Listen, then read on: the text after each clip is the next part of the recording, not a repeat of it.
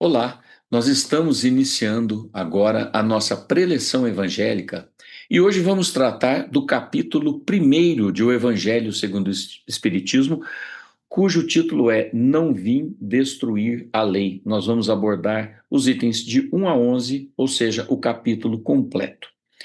Antes de iniciarmos as nossas discussões sobre esse capítulo, nós vamos fazer a nossa prece inicial para iniciarmos, com o amparo do nosso Criador, os nossos trabalhos de hoje. Mestre Jesus, nós te pedimos o amparo e proteção durante esses momentos em que vamos procurar conhecer um pouco mais da boa nova do seu Evangelho, da sua lei trazida através do nosso Cristo Jesus. Pedimos que os nossos entendimentos sejam aclarados, que as nossas ideias sejam iluminadas, para que, recebendo as informações que vamos compartilhar nestes breves momentos, possamos trazer essas informações para o nosso interior e que elas possam fazer parte dos nossos pensamentos, moldar os nossos sentimentos e conduzir as nossas ações. Que assim seja. Neste capítulo primeiro de O Evangelho segundo o Espiritismo, nós temos o caráter revelador da doutrina espírita. Nós temos apresentado, de forma análoga ao que Jesus apresentou aos seus discípulos, que ele não veio destruir a lei ou os profetas, mas sim dar cumprimento.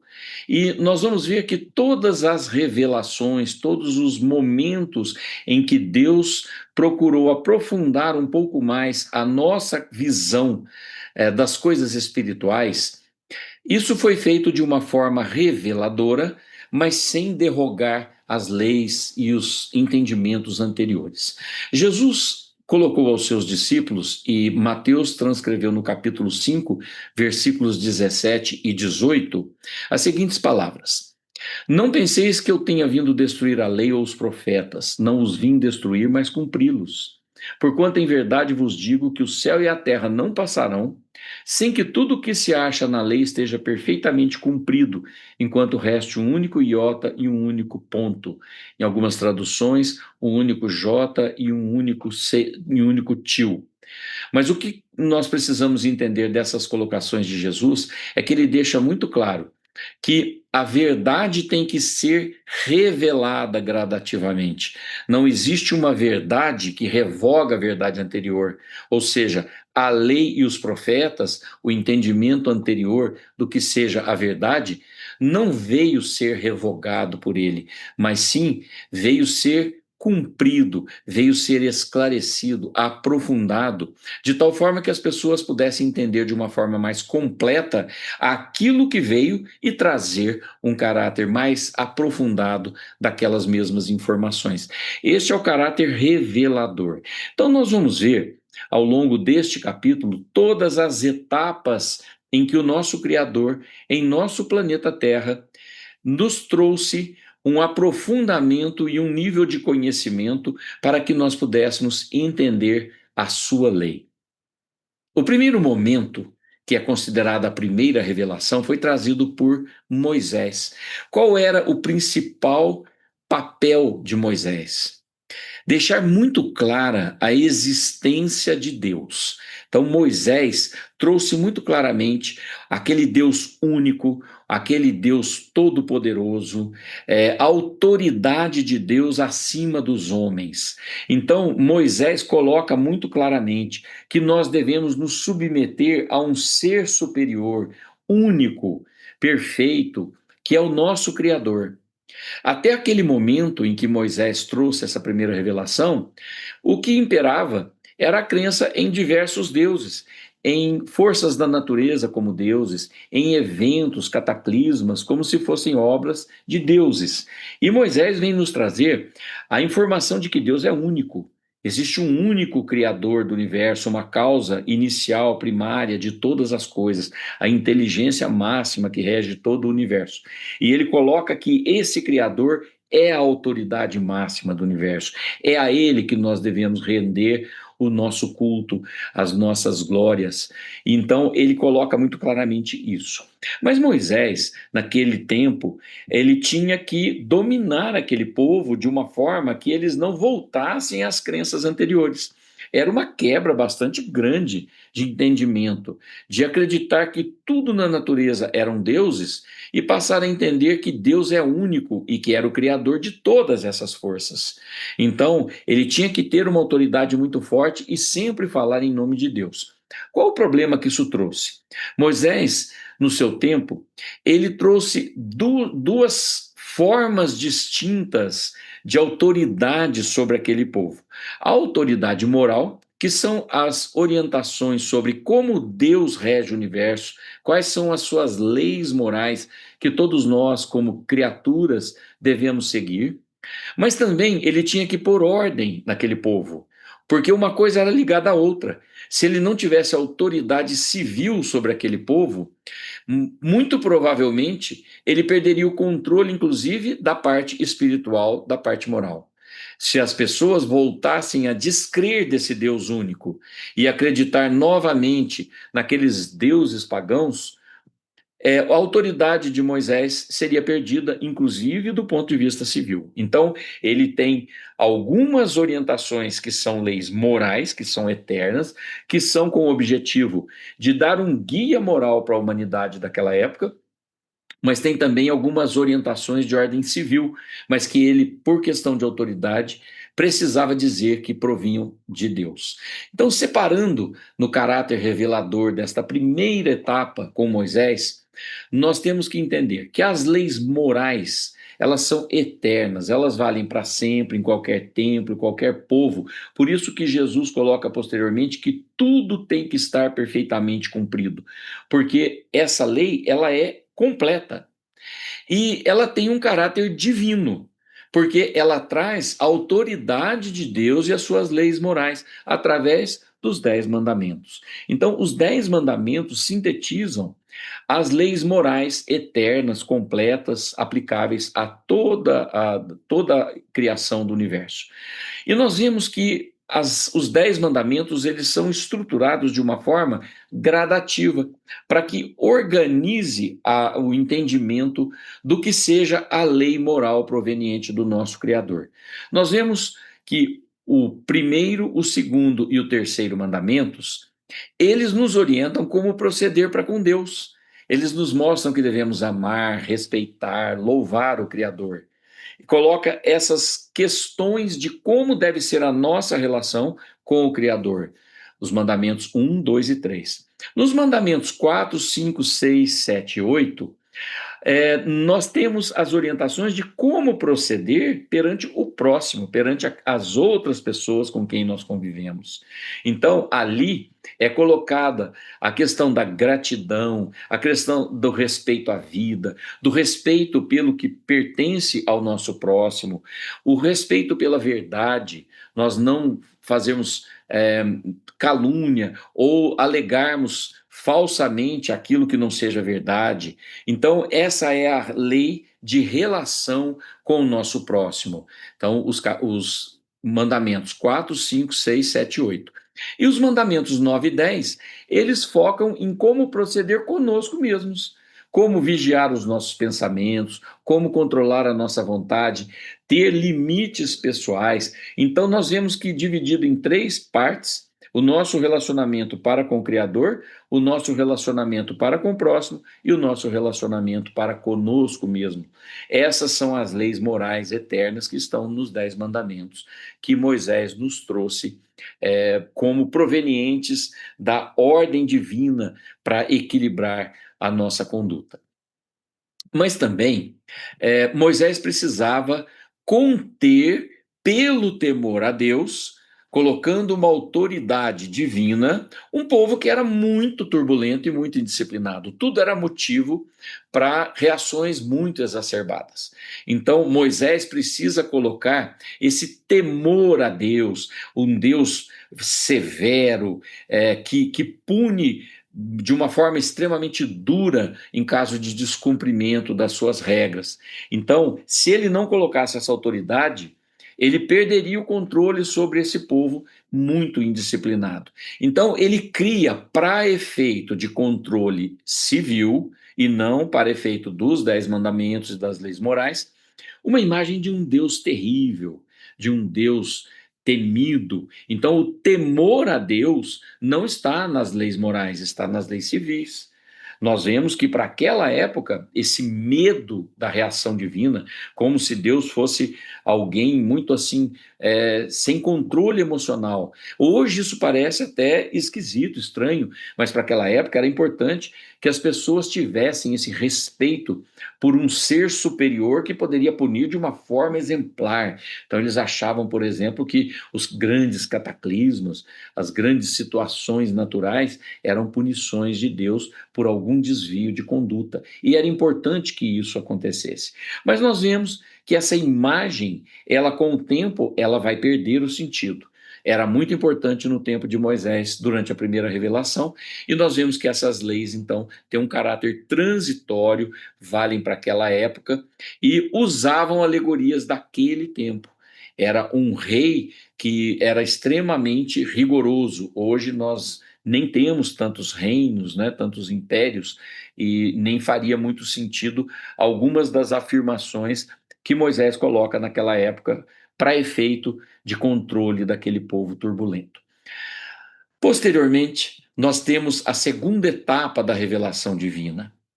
Jesus aparece então como o Messias previsto pelos profetas, né? Aquele Messias prometido, que viria trazer novas leis, dar cumprimento e redimir o povo. Então, esse era o entendimento que se tinha naquela época. Essa segunda revelação trazida por Cristo, por Jesus, então vem cumprir e explicar as leis divinas. Ele vem atualizar algumas das leis civis. Do ponto de vista moral, ele não traz novidade, mas ele resume, ele aprofunda, ele exemplifica todos aqueles mandamentos da lei divina, os 10 mandamentos. Nós vamos ver, por exemplo, no Sermão da Montanha, um aprofundamento fantástico de todos os mandamentos da lei divina.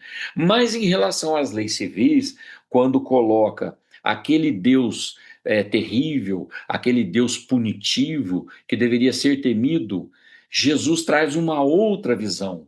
Ele traz uma visão de um pai amoroso, muito diferente daquele rei terrível, punitivo. Então, nós vamos ver que Jesus traz essa novidade. Então, do ponto de vista moral, ele traz uma referência a tudo o que foi ensinado anterior. Então, é muito comum em suas passagens ele dizer o que vos ensinaram os profetas, o que os antigos vos disseram. E aí ele diz, eu digo mais, ele adiciona informações, ele aprofunda. Quando ele fala que veio cumprir a lei, ele veio reafirmar a validade eterna das leis morais, não das leis civis do tempo de Moisés ou as leis da antiguidade ou do povo hebreu da sua época, que ele questiona duramente. Ele questiona duramente algumas das regras civis, mas as leis morais não. Sempre que se fala dos 10 mandamentos, ele respeita os 10 mandamentos e detalha, exemplifica e traz um complemento. Quando fala das leis civis, aí não. Ele fala de uma outra visão, não da visão de punição, mas da visão de amor, da visão de perdão. É uma outra forma de enxergar. Então, ele resumiu a lei e os profetas. Quando pergunta quais são os mandamentos, ele fala: amar a Deus sobre todas as coisas e ao próximo como a si mesmo. Percebem que nessa colocação, Jesus resume todas aquelas três vertentes dos 10 mandamentos: amar a Deus sobre todas as coisas, os mandamentos iniciais, que ensinam a nossa relação com o Criador, ao próximo e ao próximo, ou seja, amar ao próximo, o que está no meio dos mandamentos, como a si mesmo, que é o amor a si mesmo, que é o que está no fim dos 10 mandamentos. Então, com muito poucas palavras, ele resumiu os 10 mandamentos e ele nos diz: aí está toda a lei e os profetas. Quando ele diz também, naquela leitura inicial, que As leis divinas devem ser cumpridas até o último iota e um único ponto. Ele está dizendo que aquelas leis, elas não são parciais, opcionais, que a gente deve tentar fazer. Ele diz que não, que é necessário, ele não diz quando, mas em algum momento é necessário que haja o cumprimento integral e universal da lei de Deus. A lei de Deus não é para uma época da humanidade ou para algum povo. Não era só o povo hebreu que deveria cumprir aquelas leis. Aquelas eram leis universais, aplicáveis a tudo que existe no universo. Então, cumprir até o último iota, o único ponto, é esse o sentido. Ela vale para todos em qualquer tempo. Não basta conhecer a lei. A lei tem que ser praticada com todas as suas consequências éticas e morais. Nós vemos que naquela época ele critica muito os hipócritas, os sepulcros caiados, os fariseus, que sabiam tudo da lei, mas não cumpriam. Então ele chama muito a atenção disso. Cumprir até o último iota e o único ponto. Não só conhecer, ele não diz que tem que ser conhecida a lei, ele diz que a lei tem que ser praticada.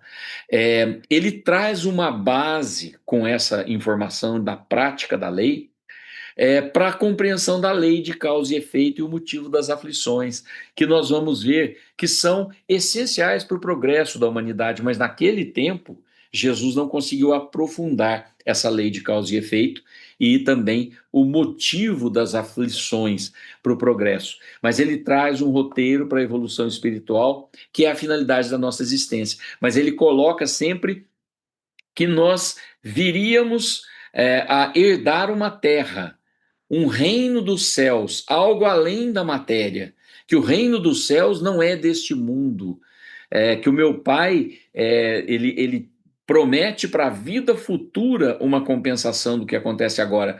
Então, ele ampliou a visão da vida. Nós não temos só uma visão de ter uma vida material plena, mas sim criar na vida material uma preparação para uma vida plena futura, eterna, duradoura, muito mais ampla do que esse momento da existência. Mas Jesus não conseguiu explicar muito isso, porque para quem tinha dificuldade em alguns momentos de entender que Deus era único, que Deus era justo e bom, como que ele ia explicar muito detalhadamente como é exatamente essa justiça, como que é esse mecanismo de crescimento?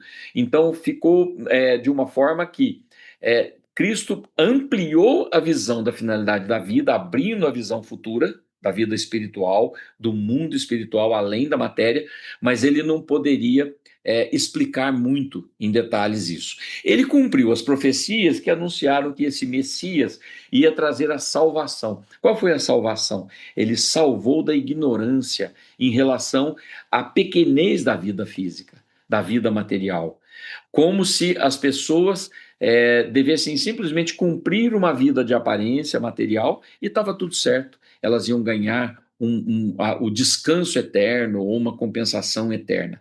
Ou mesmo que as pessoas poderiam fazer certos favores ou pertencer a certos grupos e por isso só já estariam salvos. Ele veio trazer um outro sentido, a verdadeira amplitude da criação divina. A verdadeira vida não é a da terra. Essa é a boa nova, essa é o evangelho que ele trouxe, né? Evangelho significa boa nova.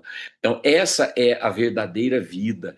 Então, a vida material é só uma etapa que precede a vida plena, a vida do espírito, que é uma vida que suplanta a morte, que é posterior à morte. A morte é só um momento de transição de um lado para o outro. Então, ele mostra, durante a sua jornada, ele diz: Eu sou o caminho, a verdade e a vida. Ele orienta que, seguindo os seus ensinamentos, nós temos o roteiro seguro, a boa nova, o evangelho, para chegarmos bem nessa vida futura de uma forma feliz, de uma forma positiva. E que aqueles que não se preocupassem em seguir os seus ensinamentos e que fizessem de forma diversa uma vida de aparências, de materialismo, nesse sentido, a pessoa teria um choro e ranger de dentes, ela teria um vale de lágrimas, um sofrimento. Era a alegoria que a época permitia que Jesus colocasse, que aquele que não seguisse o seu roteiro não teria um pós-vida feliz, positivo, de crescimento espiritual. Mas ele alertou que algumas das coisas ele não poderia explicar, porque as pessoas daquela época não teriam condições de suportar, no sentido de entender. Então, ele já deixa um gancho para que alguma coisa venha posteriormente. Ele deixa claro que algo a mais precisa ser agregado ao conhecimento humano, à experiência terrena, para que desse base para uma próxima revelação. Então fica muito claro nas palavras de Jesus que ele não explicou os últimos detalhes. E nós vamos entender que ele estava falando da ciência, que ainda não existia, era muito incipiente naquela época, mas que posteriormente foi ganhando espaço no conhecimento humano. E as pessoas passaram a desenvolver saberes, conhecimentos, que nós hoje chamamos de ciência.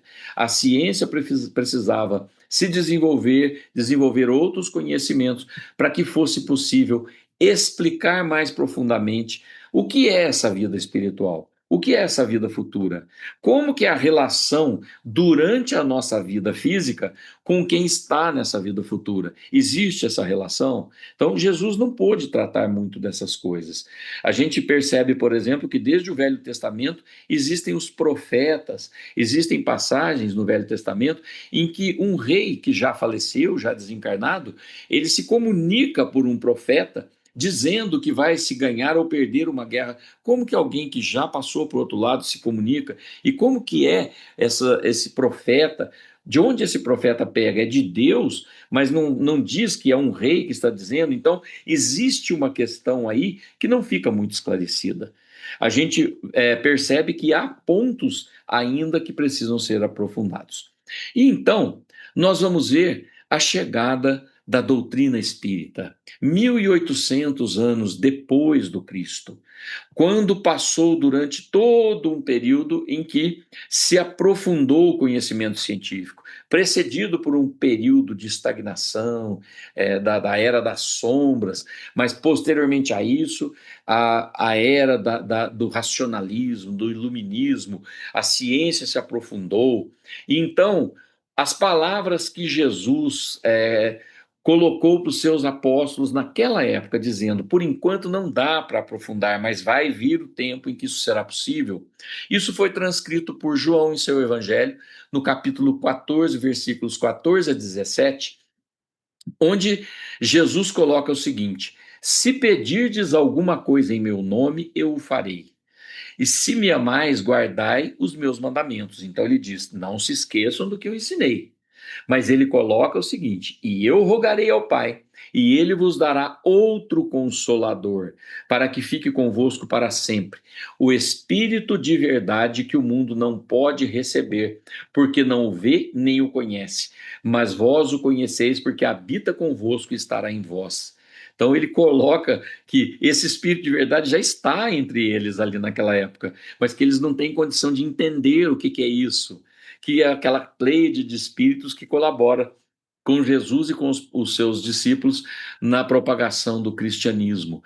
E quando ele fala nesse Espírito de verdade, aí nós vamos ver que no prefácio de O Evangelho segundo o Espiritismo, se nós formos ler o prefácio, nós vamos ver que é uma mensagem muito bonita que nós não vamos ler por inteiro, mas que começa assim: os Espíritos do Senhor, que são as virtudes dos céus, qual imenso exército que se movimenta ao receber as ordens do seu comando, espalham-se por toda a superfície da terra, e semelhantes a estrelas cadentes, vêm iluminar os caminhos e abrir os olhos aos cegos. E aí vai dizendo uma série de coisas, mostrando qual é a sua missão ao trabalhar com Allan Kardec na elaboração de O Evangelho segundo o Espiritismo. E essa página do prefácio, ela é assinada como O Espírito de Verdade.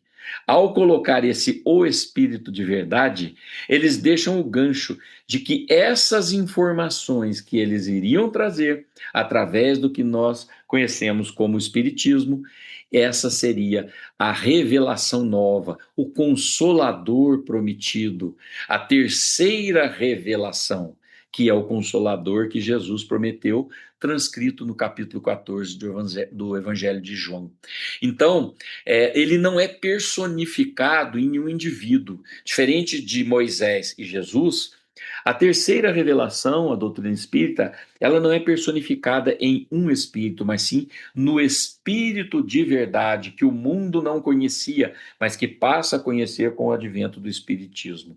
Então, o espiritismo, ele cumpre a promessa de ser o consolador, porque ele utiliza a ciência, ele utiliza o conhecimento que os homens adquiriram ao longo de 1800 anos após Jesus, para aprofundar a visão do magnetismo, das coisas sobrenaturais, né, que naquela época eram chamadas de sobrenaturais, e que fazem com que seja possível entendermos que existe algo que não vemos, que está além da matéria, mas que existe, que produz efeitos e que interage conosco. E é para lá que nós vamos.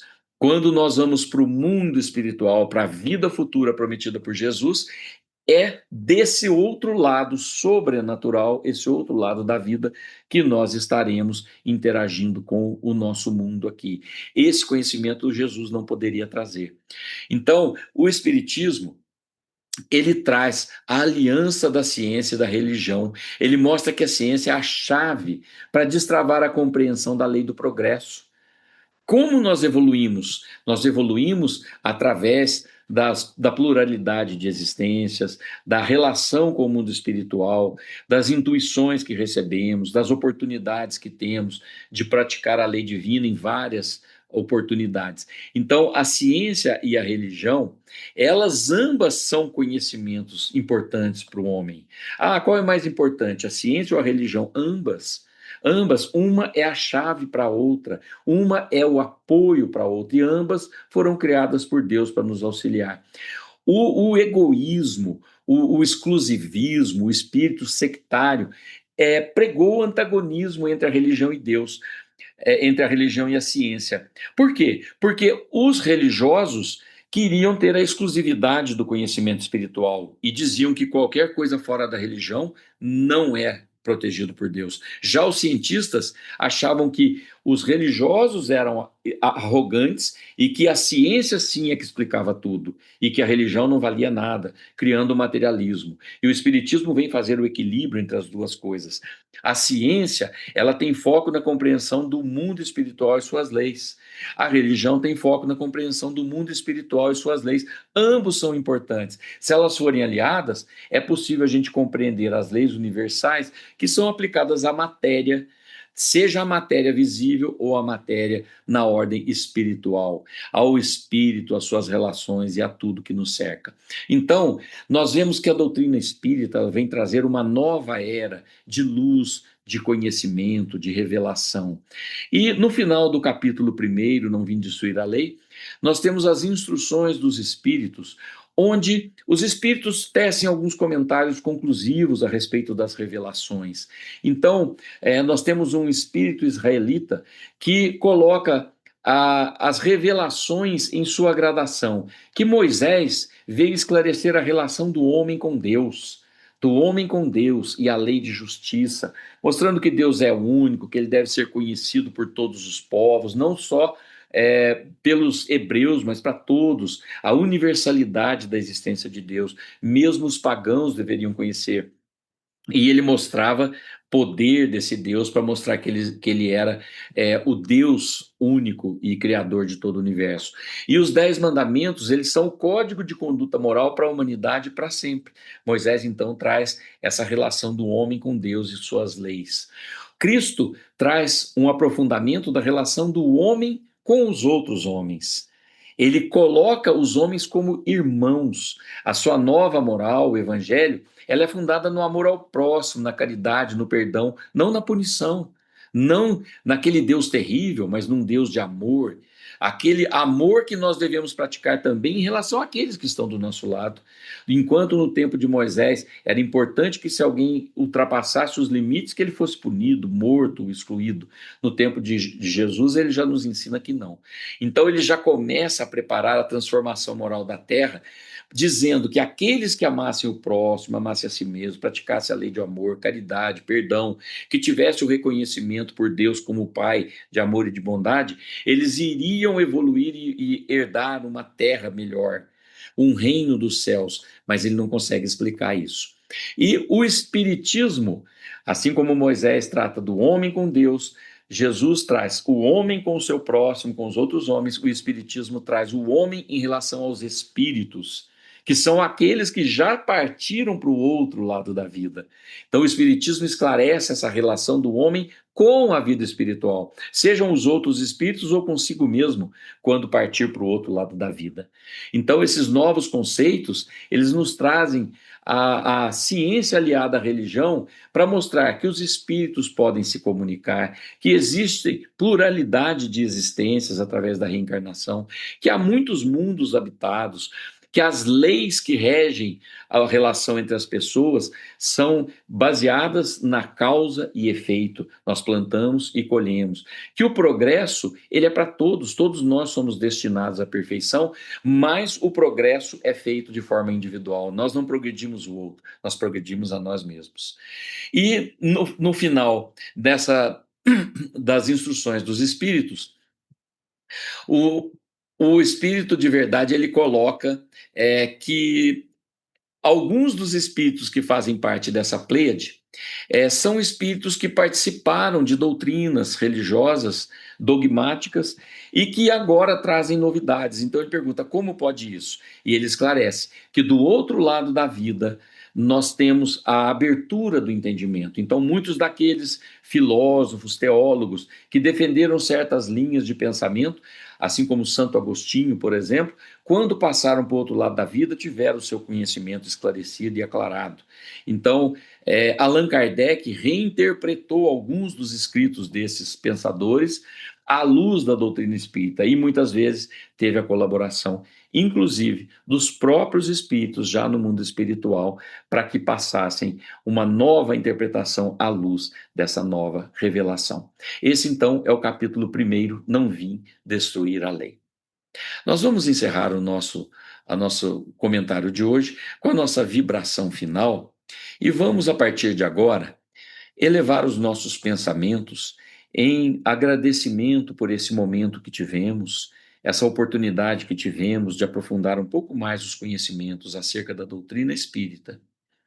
E nós queremos pegar essas boas vibrações, esses sentimentos bons, essas energias que criamos durante esses momentos e direcionar aos nossos lares, àquelas pessoas com quem temos o compromisso nessa existência de uma vida mais próxima, que nós possamos fazer a nossa melhor vibração de amor e de carinho em prol dos nossos lares, energizando as nossas famílias, levando aquela boa sensação de que estamos amparados pelo Criador e estamos no lugar certo, na hora certa. Queremos também agora fazer a nossa vibração em relação àquela pessoa que cada um de nós vai se lembrar neste momento, que esteja mais necessitada de energias renovadoras, seja do corpo físico, seja das emoções, que nós possamos transmitir as melhores energias a essas pessoas, cada um pensando em alguém especial, para que possa ter a paciência de cumprir a jornada de crescimento, seja pela dor, pela renovação, e que entenda que tudo passa, tudo se renova na Terra e o fim é sempre o melhor possível.